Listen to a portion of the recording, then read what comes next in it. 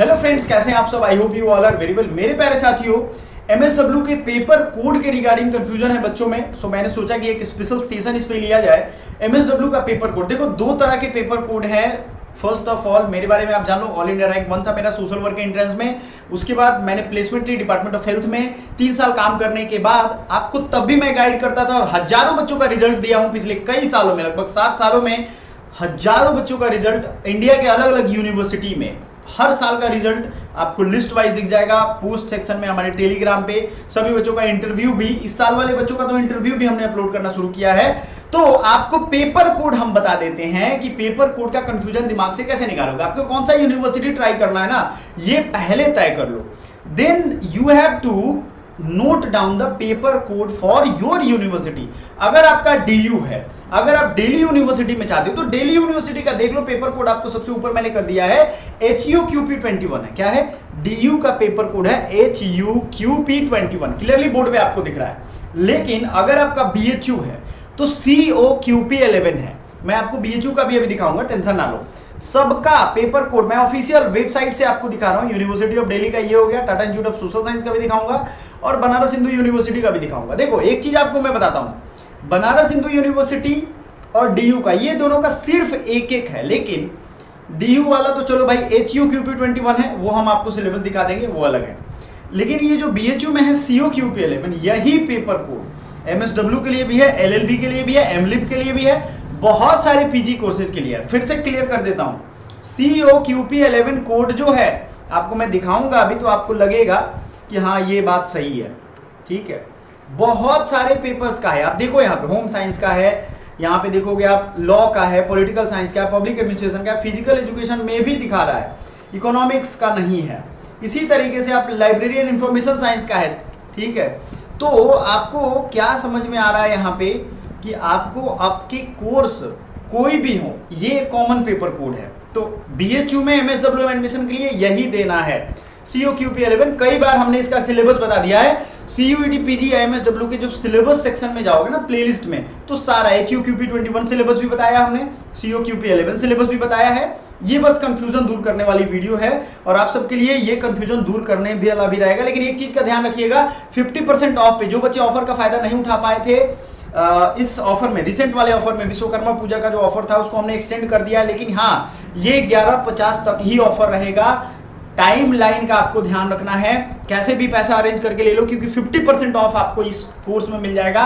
PG का कोई भी MLIB लेना चाहते हो, IRDM लेना चाहते हो, एंथ्रोपोलॉजी, जो भी कोर्स आप लेना चाहते हो, सबके सिलेबस हमने अपलोड कर दिए हैं। ऑफर का फायदा उठा लो, अदरवाइज लॉ में भी ये ऑफर लागू होता है। DU टारगेट करो या BHU टारगेट करो, COQP11 का आपको काम ये करेगा। समझ में आ गया आपको? अब समझते हैं, आगे बढ़ते हैं। Tata institute of social science में थोड़ा कंफ्यूजन है बच्चों। टिस्ट में क्या कंफ्यूजन है? BHU का अलग कर दिया हमने DU का अलग कर दिया कि भाई DU HUQP21 है, सीधा याद रखना, H वाला DU है, DU का है COQP11 BHU का। लेकिन Tata institute of social science में थोड़ा गेम चेंज है, इसलिए मैं आपको यहां दिखाऊंगा अलग से। आपको अपना अपना यूनिवर्सिटी या कॉलेज सेलेक्ट करना है पहले। तो Tata institute of social science one of the first premier institute of social work. आपको मालूम होगा medical and psychiatric social work भी पहले यहाँ स्टार्ट हुआ था 1946 में। 1938 से ये कॉलेज कह लो, यूनिवर्सिटी कह लो, बट ये कॉलेज जो है ना Tata institute of social science, ये उस टाइम से है। और भाई ये रिमार्केबल अचीवमेंट्स भी हैं। यहाँ प्लेसमेंट, मैं एक स्टूडेंट्स का इस बार सिलेक्शन हुआ, उनका इंटरव्यू डाला हूँ, जरूर देखिएगा।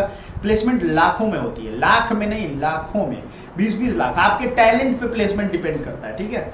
सो अब यहां समझो आप, देखो Tata institute of social science में सोशल वर्क में पहले ही से डिवीजन है, लेकिन जैसे कि चिल्ड्रन एंड फैमिली वेलफेयर, ठीक है, ट्राइबल स्टडीज, क्राइमिनोलॉजी एंड जस्टिस, उसके बाद डिसेबिलिटी स्टडी, ये सब का पेपर कोड COQP11 है। आपको यहां दिख रहा होगा, आप देखो यहाँ पे COQP11 है ना, COQP11, क्लियर है ये चीज। सो बी माइंडफुल कि आपका पेपर कौन सा दे रहे हो।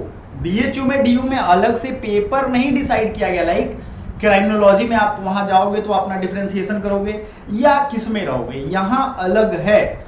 आपको क्रिमिनल बिहेवियर एंड उसके फील्ड में काम करना है तो आप ये भरोगे, लेकिन पेपर कोड ही सेम COQP11। सो आगे बढ़ते हैं। Master of arts in social work, Dalit and tribal studies, ये यहां पे है। Master of arts in mental health, COQP11।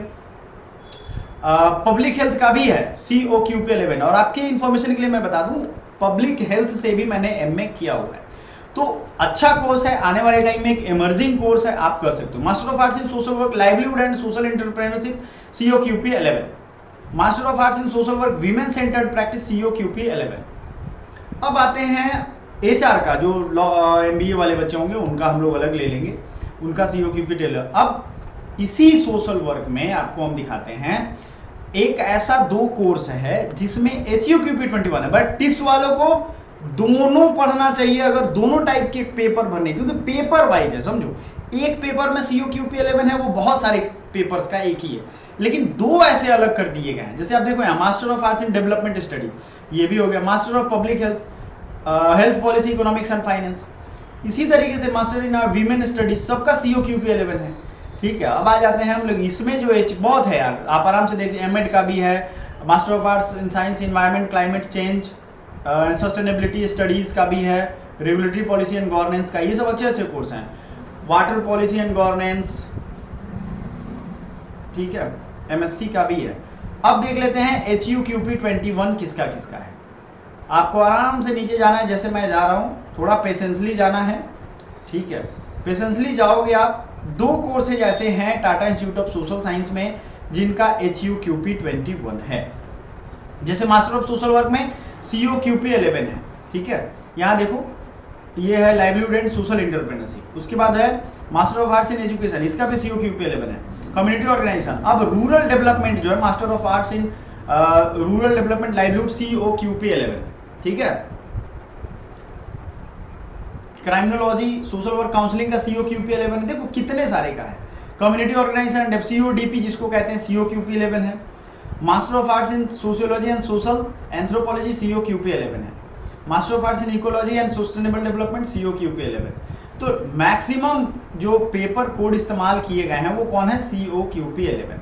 Clearly एक चीज का ध्यान रखिएगा, master of arts in rural development जो एक ये कोर्स हो जा रहा है, इसमें HUQP 21 है। सिर्फ इसमें रूरल डेवलपमेंट का, ना जाने इनके दिमाग में क्या आया है, इसी का एक HUQP 21 डिमांड किया गया। अब आप समझ लो MLIP भी है यहाँ पे, इंफॉर्मेशन साइंस COQP 11 ही है, तो भाई इस पे ज्यादा जोर रहेगा। आपको काम करना है, करते जाना है और बेहतर तरीके से पढ़ाई करनी है। आप में से बहुत सारे बच्चे ऐसे होंगे जिनको सिलेबस शायद नहीं पता होगा, मैं सिलेबस का एक झलक दिखा देता हूँ। HUQP 21 जो बच्चों का सिलेबस है, किसका, DU का, फिर से बताऊं, DU का HUQP 21 है। और टिस में एक पेपर का, एक सब्जेक्ट का, जो कि रूरल डेवलपमेंट था, सॉरी रूरल डेवलपमेंट, उसका ये पेपर कोड है। क्लियर है ये चीज। अब इसमें जब आप जाओगे तो इसमें सोशल वर्क के 9 यूनिट्स दिए हुए हैं भैया। सोशल कॉन्सेप्ट, इकोनॉमिक कॉन्सेप्ट, चूंकि ये सिलेबस मैंने डिटेल में बता दिया है, इसलिए आपसे उम्मीद करता हूं कि इस वीडियो में अटैच कर दूंगा मैं आई बटन पे, आप आराम से जाकर के देख लेना। कहां करूंगा, आई बटन पे, ठीक है। डिस्क्रिप्शन में प्लेलिस्ट का लिंक दे दूंगा, वहां भी अवेलेबल होगा। इकोनॉमिक कॉन्सेप्ट है, पॉलिटिकल कॉन्सेप्ट है, इट इज क्वाइट टफ। कोई बुक नहीं है आपके पास, हाँ, बट मेरे नोट्स हैं जिससे मैंने पढ़ के टॉप किया था, वो सारे कुछ आपको मैं पढ़ाऊंगा।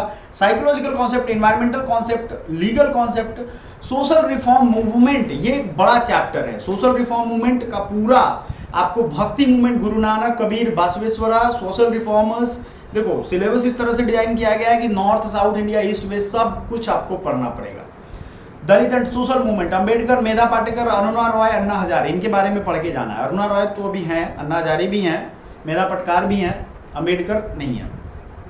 नॉन गवर्नमेंट ऑर्गेनाइजेशन क्या होता है, NGO क्या होता है, क्योंकि आपका सेक्टर ही यही है। Social change and social transformation, so sustainable technology. भैया देखो बहुत डाइवर्स सिलेबस है, अगर अच्छे से आपकी खुद की तैयारी हो जाए तो भी करना, अदरवाइज ये रिस्की है। LLB का जो सिलेबस है, जो कि LLB के साथ बहुत सारे सब्जेक्ट का सिलेबस है, उसका भी बहुत डिटेल सिलेबस हमने बता दिया है। आपको एक झलक दिखा देता हूं ताकि इस वीडियो के साथ अटैच्ड रहेगा वो।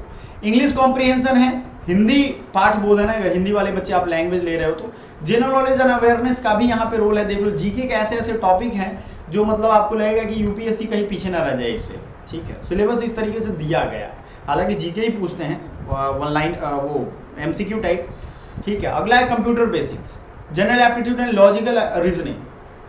लॉजिकल रीजनिंग में आई थिंक 41 चैप्टर हैं दोनों में, 41 या 31 चैप्टर्स हैं टोटल।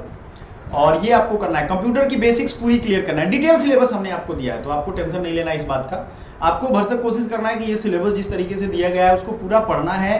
ऑफर अवेलेबल है सभी कोर्सेज में, चाहे पीजी हो, एमएसडब्ल्यू हो या कोई भी हो। आप चाहे तो ज्वाइन कर सकते हो, डिस्क्रिप्शन में हमारा व्हाट्सएप का लिंक है, डायरेक्ट वहां से जुड़ जाइए और वहां से ज्वाइन कर सकते हैं। क्लियर है सारा कुछ? सो मिलते हैं अगले वीडियो में एक नए इंफॉर्मेशन के साथ, नए चैप्टर के साथ। फ्री सीरीज भी हमारा चल रहा है, जरूर ज्वाइन करिएगा। Thank you so much. तो चलो सिलेबस के बारे में देखते हैं। जो भी बच्चा पहली बार ये वीडियो देख रहा है उसको बता दे, डिटेल सिलेबस हमने पहले बताया हुआ है, तो आपका अभी दिमाग नहीं खाऊंगा मैं, ठीक है, क्योंकि अधिकतर यूट्यूब पे यही चल रहा है, दिमाग खाना, इसलिए निकल जाता है मेरा। बच्चों का टाइम क्यों लेते हैं सभी लोग यार, उनको पढ़ाना चाहिए, सिंपल पढ़ाओ, ज्यादा कहानी में क्या रखा है। COQP 11 का सिलेबस मैंने एक्सप्लेन कर दिया है, मैं लिंक दे दूंगा, आराम से देख लीजिएगा, कोई दिक्कत नहीं है। इसमें इंग्लिश लैंग्वेज या हिंदी लैंग्वेज मोटा मोटी समझाता हूं अभी आपको, एक बार देख लो, आप वीडियो रोक करके पूरा सिलेबस यहां भी देख सकते हो, कोई दिक्कत नहीं है। उसके बाद या तो इंग्लिश करना है या हिंदी करना है, क्वेश्चन पेपर इंग्लिश हिंदी के अलावा बाकी दोनों भाषा में रहेगा, तो ये भी दिमाग से निकाल देना है। जनरल नॉलेज या अवेयरनेस के इतने सारे पार्ट है इसमें, literature, history, Indian constitution, personality, sports, national and international economy. तो कुछ हमसे पूछते हैं बच्चे, सर करंट अफेयर्स का क्या रोल है? सुबह 1 घंटा जो करंट अफेयर चल रहा है ना मैराथन, वो जबरदस्त चल रहा है, उसमें ये सारे point, history, Indian constitution, personality, sports, सब रिवाइज करवाता हूं मैं।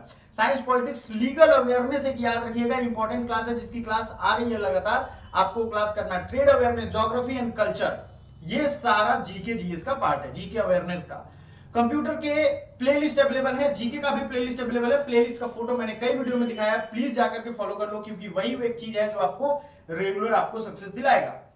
सो माइक्रोसॉफ्ट ऑफिस सब कुछ मैंने पढ़ा दिया है पहले ही, आपको रिवीजन अब करवाऊंगा, याद रखिएगा। General aptitude and logical reasoning में 41 चैप्टर्स हैं। आप लगभग यही सिलेबस देखते होंगे पिछले साल भी, लेकिन पिछले साल 100 क्वेश्चन पूछे जाते थे, इस बार 75 क्वेश्चन पूछे जाएंगे जो सबसे ऊपर दिए गए थे। आप यहां देखोगे, इसमें इंस्ट्रक्शन में दिया हुआ है, मेन इंफॉर्मेशन बुलेटिन में 75 क्वेश्चन पूछे जाएंगे। तो जब आप पुराने क्वेश्चन अगर नहीं देखे हो तो पहले वो जाओ देखो, उसमें जो रेशियो देखोगे तो 50 क्वेश्चन का रेशियो है। मतलब यह है कि 50 या 45 क्वेश्चन जो है वो मैथ रीजनिंग के रह रहा है, मतलब पूरे क्वेश्चन का लगभग आधा मैथ और रीजनिंग, और मैथ और रीजनिंग इसमें 41 चैप्टर है। सिलेबस अगर नहीं पता है तो मैं फिर से आपको यहां दिखा देता हूं क्या क्या है।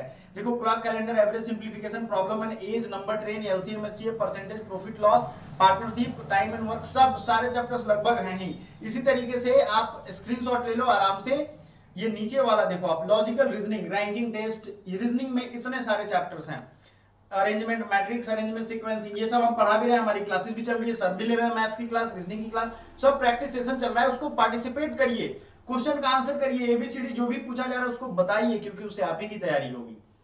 Symbol based problem, direction and distance test, analytical reasoning, ये सारा आपको सब कुछ है। मैंने बहुत नाम छोड़ दिया है, लेकिन आपको सारा कुछ पढ़ना है। एसएससी का लगभग ये सिलेबस है टोटल, जिसमें ट्रेड अवेयरनेस और लीगल अवेयरनेस ये नया ऐड किया है बच्चों। तो अब समझ में आएगा आपको, जो प्रीवियस ईयर क्वेश्चन आप देखोगे, ये तो मैंने सिलेबस दिखा दिया। आपसे रिक्वेस्ट करूंगा कि 2023-22 का जो सीयूईटी पेपर है, उसके पहले पर्टिकुलर पेपर होता था, वो जाइए सिलेबस देखिए। जब आप सिलेबस देखेंगे तो आपको जो मैंने बातें बताई वो सच लगेगी, क्योंकि मैंने एनालिसिस किया है, मैंने पूरा डीप रूटेड बताया है, किस चैप्टर से कहां से आ रहा है, 2 साल का एक ही बार एनालिसिस किया है, सॉल्यूशन दिलवाया है। इतना कुछ आपके लिए कर रहा हूं, वीडियो को लाइक और दोस्तों को शेयर नहीं कर रहे हो तो फिर क्या फायदा जिंदगी का, बताओ।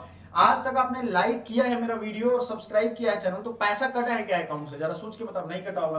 तो सिंपल आप समझो ये चीज कि आपको क्या करना है, पहले एनालिसिस देखना है, खुद भरोसा हो जाएगा। 50% क्वेश्चन मैथ रीजनिंग के रहे हैं। हम ये नहीं कहते भाई इस साल भी 50% रहेंगे, लगभग रह भी सकते हैं, नहीं भी रह सकते हैं, लेकिन आपको 75 क्वेश्चन में 15 क्वेश्चन लैंग्वेज के रहेंगे, क्योंकि उसमें 20 क्वेश्चन रहते थे, तो 10 से 15 तो रहेंगे ही रहेंगे लैंग्वेज के।